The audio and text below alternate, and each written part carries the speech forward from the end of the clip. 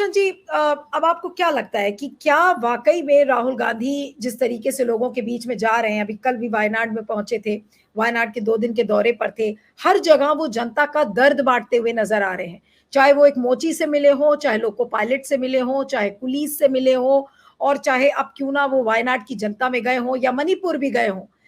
इन सारी जगहों पर जाकर जनता के साथ दर्द बांटने का काम राहुल गांधी ने किया। और बल्कि कांग्रेस के नेताओं ने यह भी कहा कि जनता केवल वो नहीं होता जो कि राशन बांटता है आपको, जनता वो भी होता है जो लोगों का दर्द बांटता है। अब अगर ये छवि लेकर राहुल गांधी आगे बढ़ रहे हैं, तो आपको क्या लगता है कि इस समय सबसे बड़ी इनसिक्योरिटी मोदी और शाह की क्या राहुल गांधी से ही है, और कैसे भी किसी भी सूरत में राहुल गांधी को जनता के बीच जाने से रोकेंगे ये दोनों? देखिए, जो लोग राहुल गांधी को पप्पू कहा करते थे, आज वो लोग खुद पप्पू साबित हो गए हैं। राहुल गांधी के इमेज में एक आमूल चूल परिवर्तन आया है, जिसकी ओर आपने भी इशारा किया। और राहुल गांधी अब बखूबी समझने लगे हैं कि उनकी ताकत क्या है और कैसे उस ताकत का वो उपयोग कर सकते हैं। लीडर ऑफ ऑपोजिशन लोकसभा के नाते उनके कुछ अधिकार हैं, और उस अधिकार का वो प्रयोग कर रहे हैं और करते रहेंगे।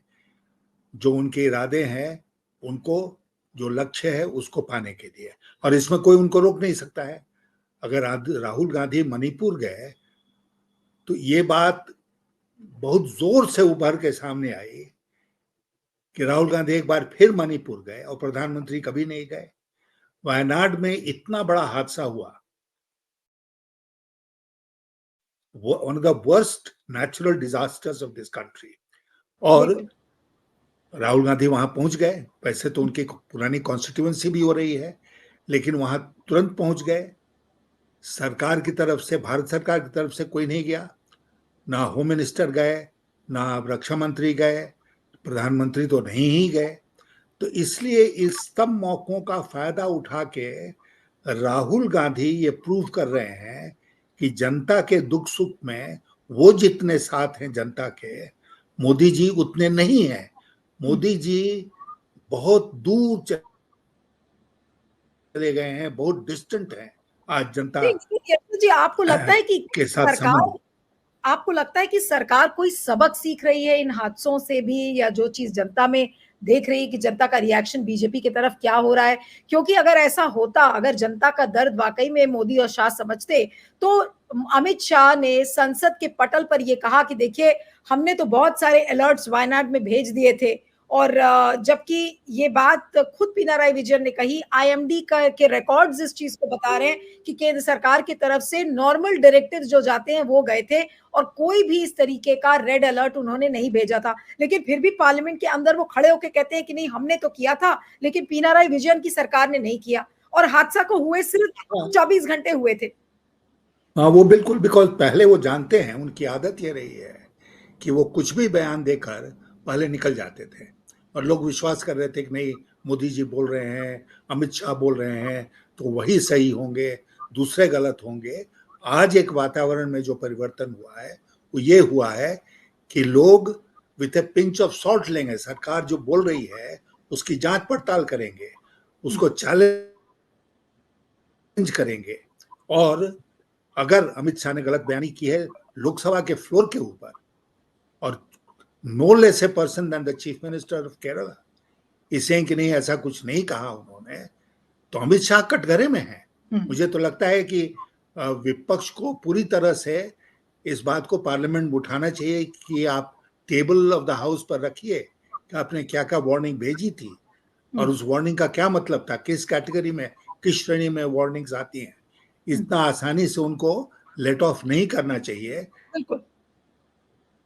लेकिन मैं आपसे जो बेसिक बात, मूल बात कह रहा हूं, वो ये कह रहा हूं कि वो जमाना लद गया जब मोदी और शाह जो बोलते थे उसको जनता मान लेती कि यही सच है, दूसरा कुछ नहीं सच हो सकता है, यही सच है। अब उसको अगर चुनौती दी जाती है, लोग खुद उसकी एनालिसिस करते हैं, और अगर वो गलत हैं तो गलत हैं।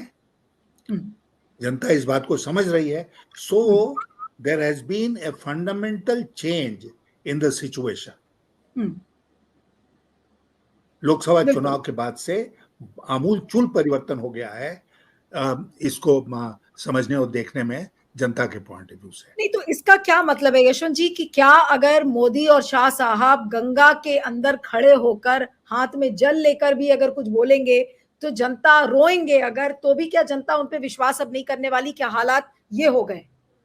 देखिए, लोकसभा में, पार्लियामेंट के भीतर, चाहे लोकसभा हो चाहे राज्यसभा हो, वहां पर उठ के आप जो कुछ बात सरकार की तरफ से कहते हैं वो ठीक उसी तरह है जैसे गंगा जी में खड़े होकर गंगा जल को हाथ में लेके आप कुछ बात कहते हैं। आप गलत बात पार्लियामेंट में बोल ही नहीं सकते हैं, कोई भी सदस्य। और सरकार की तरफ से सरकार का कोई मंत्री अगर बोल रहा है, अब वो गलत साबित हो जाए, तब तो उसको पोस्ट में बने रहने का, पद पर बने रहने का कोई अधिकार ही नहीं है।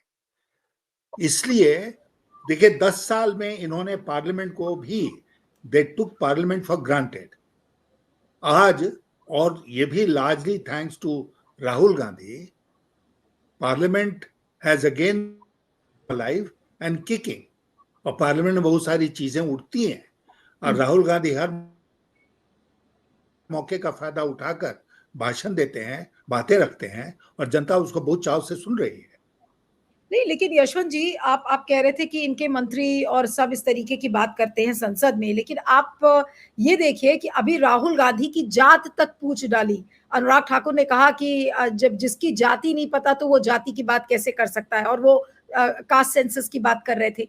और उस पोर्शन को, स्पीच को प्रधानमंत्री नरेंद्र मोदी अपने ट्विटर हैंडल पर शेयर करते हैं लोगों को ये बताने के लिए कि भाई देखिए, वाह वाह कितनी बढ़िया स्पीच थी, it was a good mix of humour and facts. उन्होंने ये तक करके और अनुराग ठाकुर को शाबाशी दी इस बात को कहने के लिए, और वो एक तरीके से गाली थी राहुल गांधी के लिए। तो राहुल गांधी को गाली बकने वाले को मोदी जी शाबाशी दे रहे हैं इस तरीके से।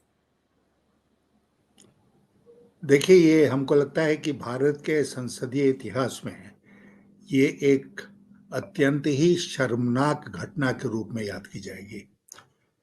अनुराग ठाकुर का एक ट्रैक रिकॉर्ड रहा है कि वो गाली की भाषा का इस्तेमाल करते हैं। बीजेपी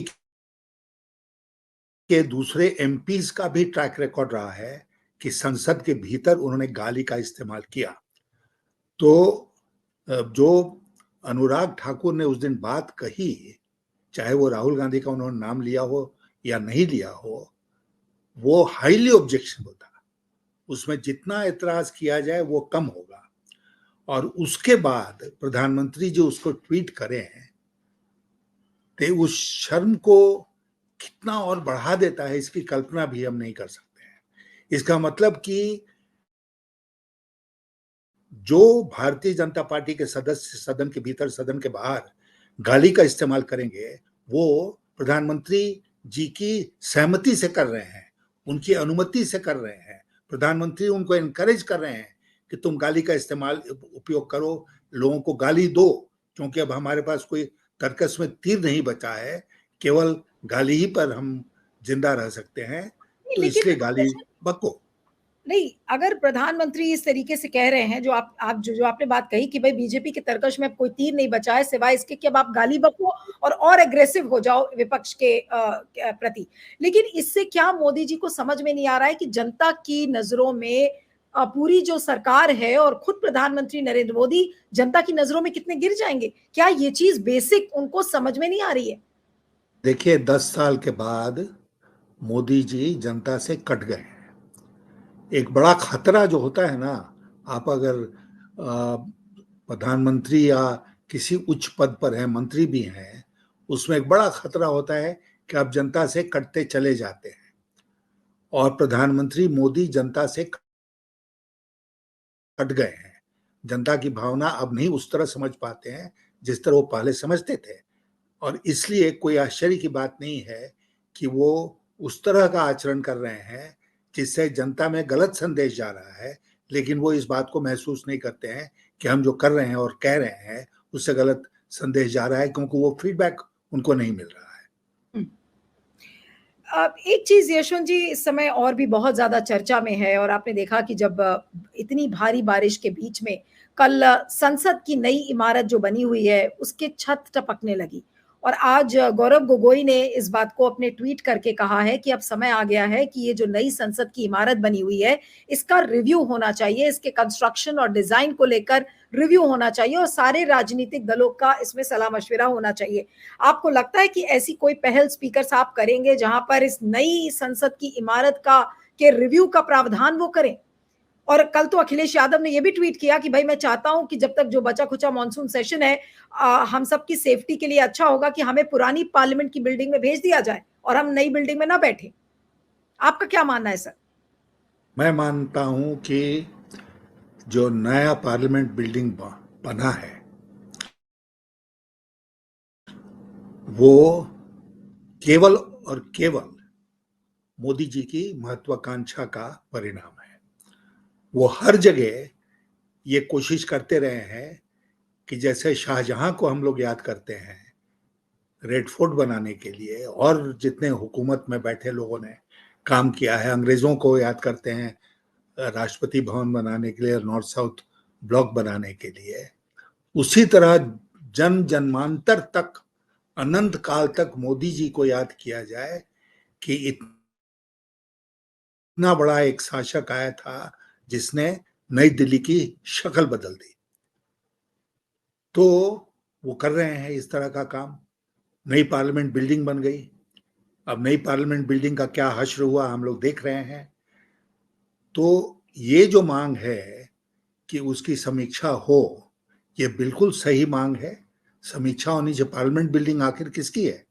अगर कोई बिल्डिंग देश की समस्त जनता की है तो वो है देश का पार्लियामेंट की बिल्डिंग। सारे प्रतिनिधि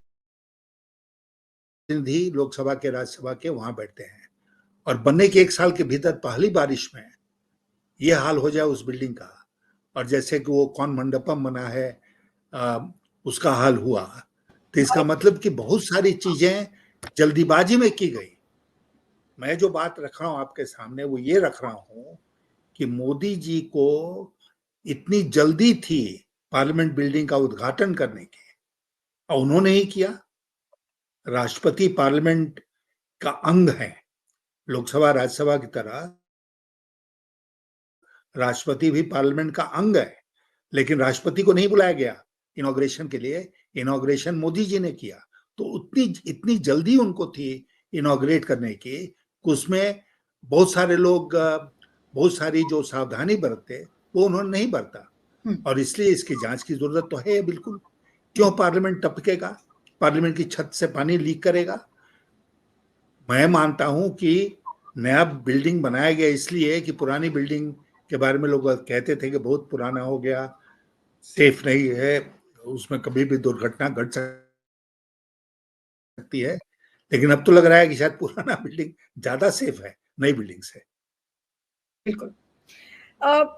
अब सर बजट के ऊपर भी बात करना मैं चाहती हूँ, और बजट का मैं सबसे पहला जो सवाल आपसे करूंगी कि नितिन गडकरी ने निर्मला सीतारमन को एक चिट्ठी लिखकर ये कहा कि 18% जीएसटी जो लाइफ इंश्योरेंस और मेडिकल पॉलिसी पर है उसको विड्रॉ करना चाहिए, और उनको नागपुर एम्प्लॉइज के यूनियन ने ये चिट्ठी लिखी थी, और उस चिट्ठी को उन्होंने वापस निर्मला सीतारमन को ये लिखा है कि भाई हमें उम्मीद है कि आप इसे विड्रॉ करेंगी। मैं सिर्फ purely to understand the politics में समझना चाहती हूं कि अभी तक कभी भी पिछले 10 सालों में हमने नहीं देखा कि कोई मंत्री इस तरीके की इंटर मिनिस्टेरियल लेटर या कभी कुछ बाहर लीक हुआ हो। ये पहली बार ऐसा हुआ है कि नितिन गडकरी की लिखी हुई एक चिट्ठी, वो भी निर्मला सीतारमन को लीक हुई है। ये क्या संकेत है और ये क्या दर्शाता है? क्योंकि यूपीए के समय में तो ऐसी बहुत सारी चिट्ठियां लीक होती थी, उसके बेसिस पर स्टोरीज होती थी, मंत्री रिजाइन कर देते थे, ये सब बहुत हुआ यूपीए के काल में।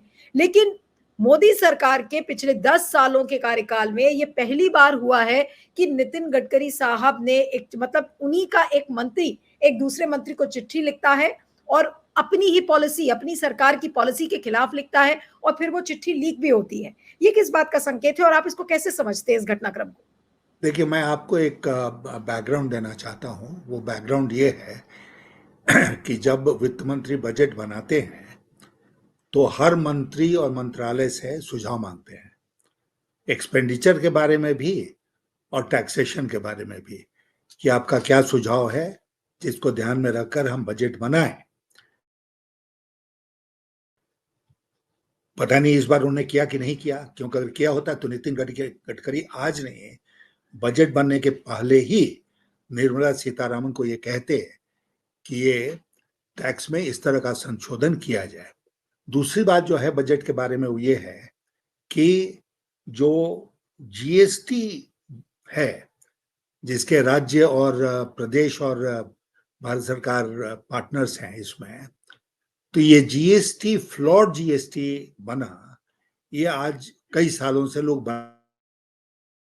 कह रहे हैं जब से जीएसटी लागू हुआ है तब से, कि ये सही नहीं है। जीएसटी को गुड्स एंड सिंपल टैक्स करने के लिए इसमें बहुत सुधार की आवश्यकता है, जो लागू करने के पहले नहीं किया गया। मैं एक बात आपके सामने रखना चाहता हूं कि जब मैं वित्त मंत्री था तो मैंने पाया कि उस समय जीएसटी नहीं था, उस समय एक्साइज ड्यूटीज हुआ करती थी और 12-15 रेट्स ऑफ एक्साइज थे, कोई 2% पर, कोई 3%, कोई 5% पर, कोई 8%। मैंने उसकी सफाई शुरू की और मैंने कोशिश ये की कि पूरी व्यवस्था को 3 रेट में ही लागू किया जाए, 8%, 16% और 24%। 8% मेरिट रेट होगा, 16% मीन रेट होगा और 24% डीमेरिट रेट होगा। और मैंने इसको कर दिया था अपने 2002 के बजट में, मैंने इसको लगभग अचीव कर लिया था, लेकिन उसके बाद से बहुत सारे इसमें चेंज किए गए और फिर वही ढाक के 3 पात हम लोग पुरानी व्यवस्था में चले गए। मैं आज भी मानता हूं, कायल हूं इस बात का, कि जीएसटी में 3 ही रेट होने चाहिए, जिसको सिन गुड्स कहते हैं, जैसे शराब है या और कुछ है, तो उसके लिए आप अलग से दूसरा रेट कर सकते हैं, उसमें किसी को कोई एतराज नहीं होगा। लेकिन जो बहुतायत के प्रोडक्ट्स हैं उनको इन 3 रेटों में बांध देना चाहिए। ये एक सिंपल अप्रोच होगा टू इनडायरेक्ट टैक्सेशन। नहीं, लेकिन यशस इतने जी साल 10 साल गुजर गए और जी इस 10 साल में जीएसटी में इस तरह का सुधार नहीं लाया गया है, इस बार के बजट में भी नहीं लाया गया, और इसलिए बाध्य होकर मैं मानता हूं कि गडकरी जी को लिखना पड़ा वित्त मंत्री को कि इसमें यह सुधार कीजिए। यानी कि ये बहुत क्लियर है कि कंसल्टेशन प्रोसेस जो होना चाहिए और सजेशन लेने चाहिए, बताना चाहिए मिनिस्टर्स को, वो नहीं बताया गया और इसीलिए नितिन गडकरी ने ये चिट्ठी लिखी बजट बनाने के पहले। बजट बनाने के पहले। लेकिन सवाल ये उठता है कि इस बार इतने सारे राज्य और वो भी विपक्षी राज्यों ने एक साथ एक सुर में ये कहना शुरू किया कि भाई उनके राज्यों को बजट एलोकेशन हुआ ही नहीं ठीक से, और केवल पूरा ध्यान आंध्रा और बिहार को दे दिया गया। और उसकी वजह भी सबको पता है कि चंद्रबाबू नायडू को खुश करना है, उधर नीतीश कुमार को खुश करना है, तो सारा एलोकेशन इन 2 राज्यों के लिए हो गया और बाकी राज्य क्या करेंगे, खुद के बीजेपी के राज्यों को भी निगलेक्ट किया गया। तो क्या ये एक बड़े बवाल की ओर अब हम निकल पड़े हैं और इस तरीके का, और सब ये कह रहे हैं कि ये एंटी पीपल बजट है, जन विरोधी बजट है। लोग तो ये तक कह दिए कि बजट के बाद जो बचा खुचा मिडिल क्लास जो बीजेपी के साथ था वो भी अब चला गया। आपका क्या मानना है सर?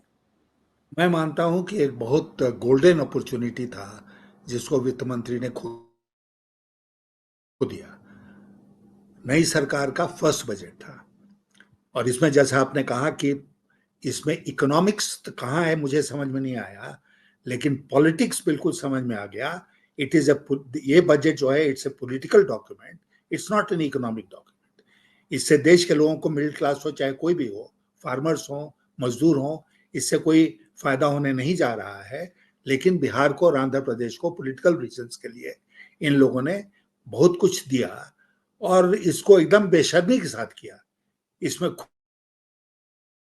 कोई लाप लपेट नहीं था, बिल्कुल साफ कहा कि भाई वो हमको सपोर्ट करते हैं इसलिए हम ऐसा करेंगे, जो करना है कर लो।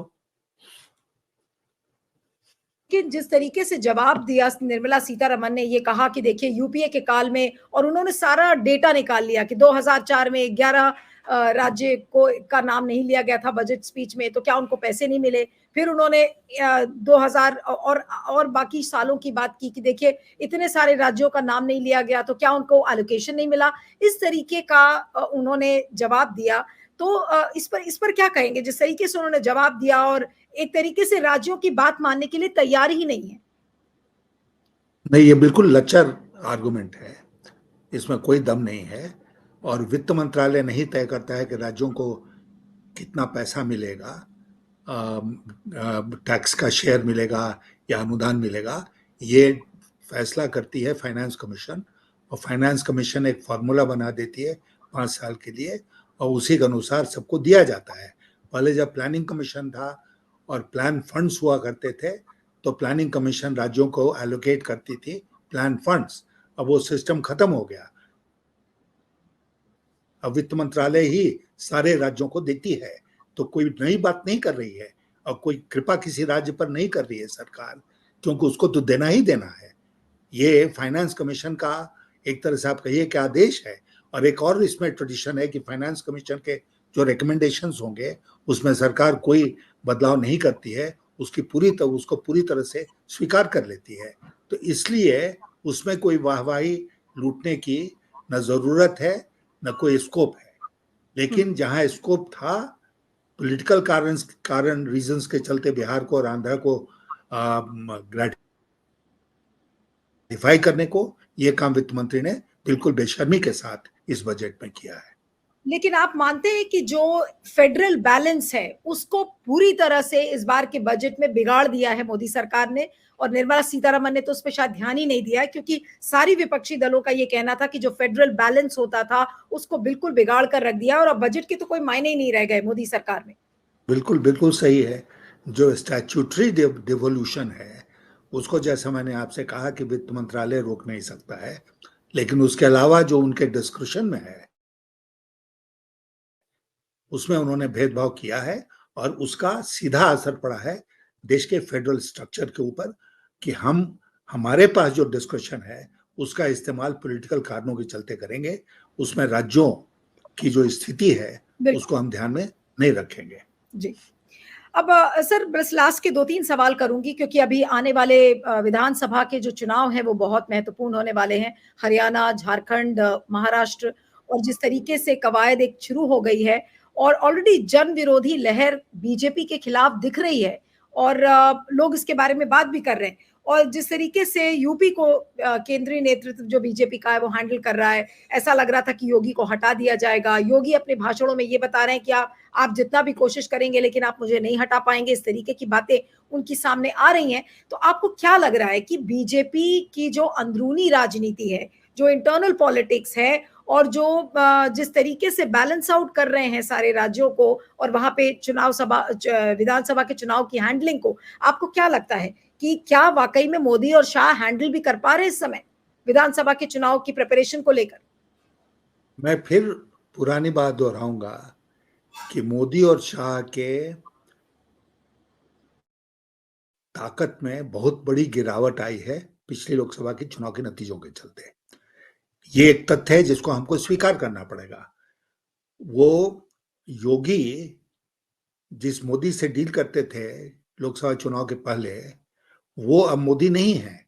और योगी सबसे ज्यादा इस बात को जानते हैं, गडकरी सबसे ज्यादा इस बात को जानते हैं, भारतीय जनता पार्टी के दूसरे लोग इस बात को जानते हैं। मोदी और शाह का वो पोजीशन नहीं रहा, एक छत्र राज्य नहीं बचा जिस तरह का पिछले 10 वर्षों में था। तो अब आवाजें उठेंगी, और आप जानते हैं कि जब आपने प्रदेशों की बात की जिसमें चुनाव होना है, मैं तो मानता हूं कि इन तीनों प्रदेशों में भारतीय जनता पार्टी बुरी तरह हारने वाली है। और बुरी तरह का मतलब बुरी तरह, उनकी सीटों में केवल कमी नहीं आएगी बल्कि भारी कमी आएगी। और इसलिए ये आप मोदी और शाह इस बात को देख रहे हैं कि होने वाला है, और जब ये होगा तो उनकी पोजीशन और कमजोर होगी। उसके बाद फिर चुनाव होंगे 2025 में, 2026 में लगातार चुनाव राज्यों को होते रहेंगे। और मैं जो आपसे कह रहा था थोड़ी देर पहले कि सरकार को मैं क्यों नहीं मानता हूं कि 5 साल चलेगी, उसका मुख्य कारण यह है कि सरकार कि का इकबाल खत्म हो जाए, उसकी साख जो है वो मिट जाएगी, क्योंकि एक सिलसिला शुरू होगा जिसमें मोदी शाह कॉम्बिनेशन हारने लगेगा। और जब हारने लगेगा तो सबसे पहले पार्टी के भीतर जिस स्वर को इन्होंने दबा कर रखा है 10 साल और उससे ज्यादा, वो स्वर उभर कर सामने आने लगेंगे और सबसे पहले बगावत होगी पार्टी के भीतर। लोग कहेंगे बहुत हो गया, अब आप जाइए, आप चुनाव नहीं जिता सकते हैं, तो इसलिए आपको हमारा नेता बने रहने का कोई मतलब नहीं है। बिल्कुल। लेकिन यशवंत जी, आपको क्या लगता है कि इस समय आरएसएस का रुख क्या है? क्या वो मोदी और शाह के साथ है या मोदी और शाह के खिलाफ है? अभी तो यही नहीं समझ में आ रहा है। कुछ लोग कहते हैं कि नहीं, उनको पूरा सपोर्ट है मोदी और शाह का।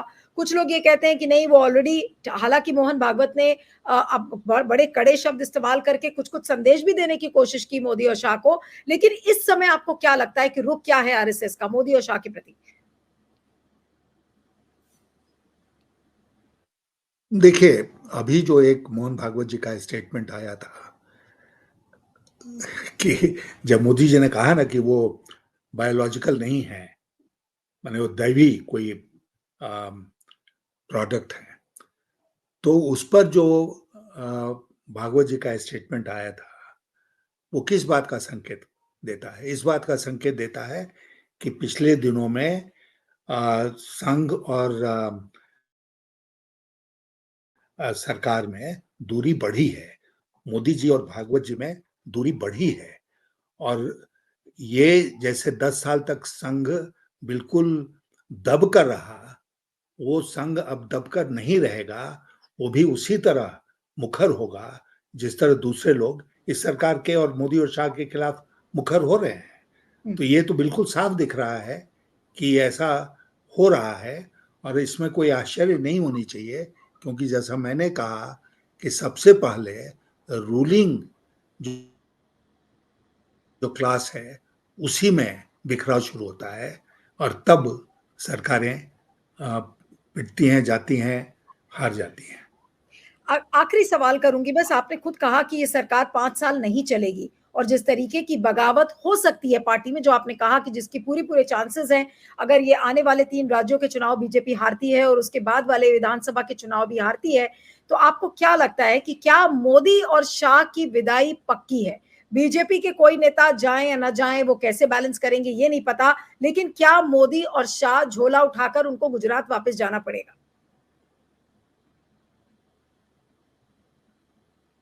हाँ, बिल्कुल। जो हमारे मित्र शत्रुघ्न सिन्हा बार-बार जोर देके कहते हैं कि अगर ताली है कप्तान के लिए, तो गाली भी कप्तान के लिए ही होगी। तो कप्तान जो है, इसमें 2 लोग हैं कप्तान, तो ये दोनों जो हैं, इनके लिए खूब ताली बजी 10 साल में। तो अगले आने वाले दिनों में अगर ताली के बदले गाली मिलती है तो किसको मिलेगी? इन्हीं को मिलेगी। सर, मोदी और शाह के अब कुछ-कुछ नए नाम हो गए इसलिए हैं, इनको जैसे तो राहुल जाना ही गांधी। पड़ेगा।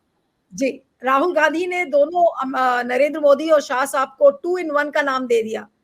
क्या कहेंगे? और आजकल तो नाम लेने में भी प्रॉब्लम है। राहुल गांधी जब अदानी और अंबानी का नाम ले रहे थे, तो स्पीकर ओम बिरला ने उनको रोक दिया कि आप किसी का नाम नहीं ले सकते ऐसे। तो फिर उनको A1 और A2 कह के बुलाया। अब मोदी और शाह को 2 इन 1 बोला जा रहा है। नहीं, ठीक है। ये पार्लियामेंट्री टैक्टिक्स का एक हिस्सा है हुँ। और पॉइंट स्कोर करने के लिए बहुत अच्छा उन्होंने ऑन द स्पॉट सोचा। जब उन्होंने A1 A2 कहा और इनको 2 हुँ, इन 1 कहा, तो हुँ। जैसा मैंने कहा कि राहुल गांधी परिपक्व हो गए हैं और एक नई छवि के साथ आज देश की जनता के सामने हैं। मेरी शुभकामनाएं उनके साथ हैं। चलिए, आपका बहुत-बहुत शुक्रिया Yashwant sir. Thank you so much for joining. Thank you. Thank you.